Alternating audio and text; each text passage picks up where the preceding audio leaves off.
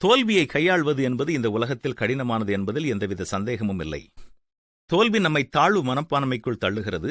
நாம் தொடர்ந்து செயல்பட முடியாதபடி தோல்வி நம்மை முடமாக்கக்கூடியதாக இருக்கிறது. தோல்வி நம்மை காயப்படுத்துகிறது. அது மட்டுமல்ல, வாழ்க்கையில் சில காரியங்களில் தோல்வி கண்டவர்களோடு பழக பயப்படுகிறோம்.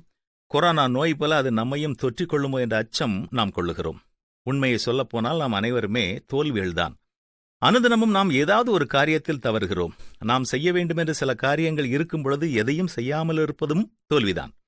உண்மையில் மிக முக்கியமானது என்னவென்றால், நமது சராசரி நிலை என்னவென்பதுதான். அனுபவமுள்ள வியாபாரிகள் ஒரு குறிப்பிட்ட எண்ணிக்கை அளவு வியாபார சம்பந்தமான தொலைபேசி தொடர்பு கொண்டிருந்தால் அது அவர்களது இலக்கை எட்டியது என்பார்கள்.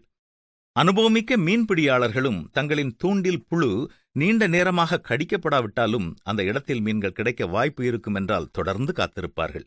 மீண்டும் அடுத்த நாள் அங்கு காத்திருந்து மீன்களை பிடிப்பார்கள். பேஸ்பால் விளையாடுபவர்கள் கூறுவது என்ன தெரியுமா? 10 முறை பந்தை அடித்தால் 3 முறை அது சரியாக செல்வது சராசரியாக சிறந்தது என்பார்கள்.